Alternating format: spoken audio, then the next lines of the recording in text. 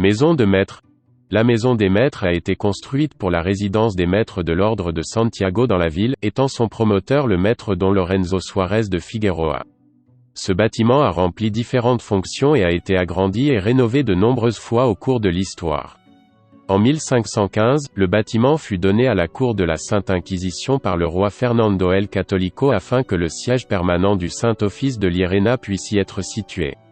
Cette décision a été suivie par l'ordre militaire de Santiago, bien qu'ils ne l'ont pas accepté, ce qui a conduit à de nombreux conflits entre les deux institutions.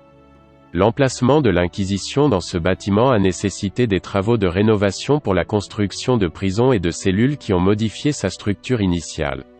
Ce fut le siège inquisitoire jusqu'en 1576, année où le Saint-Office déménagea dans son quartier général définitif, le palais de la Zapata. Une partie de la maison principale était destinée à la prison des condamnés par l'Inquisition et le reste des locaux a été loué au comptable de la table principale Juan Portillo et au maire des prisonniers et réconcilié par le Saint-Office, Luis Diego Sánchez.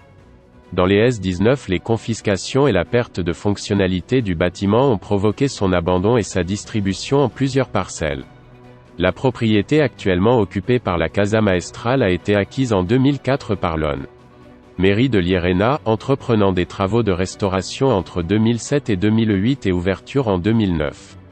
Du bâtiment primitif, la cour principale de style mudéjar est conservée, en briques, avec des piliers et des arcs en plein cintre au niveau inférieur.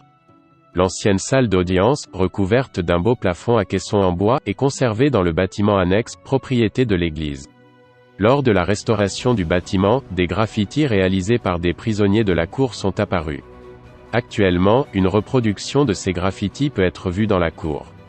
C'est dans ce bâtiment que se trouve la salle de promotion de l'artisanat, un endroit où vous pouvez acheter des produits artisanaux fabriqués dans différents ateliers d'Estrémadure.